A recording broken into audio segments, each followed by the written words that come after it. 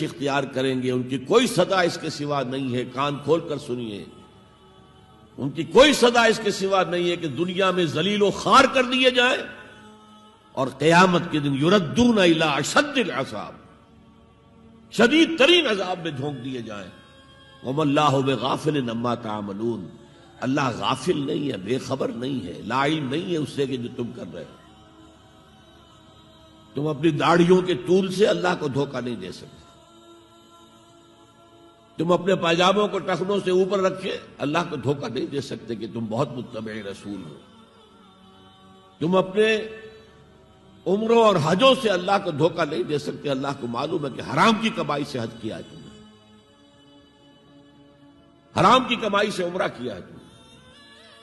تو یہ جو جزوی اطاعت ہے کوئی اطاعت نہیں، اللہ کو قبول نہیں۔ آدمی سوچتا ہے کہ چلیے میں نے یہ کام اچھے کیے،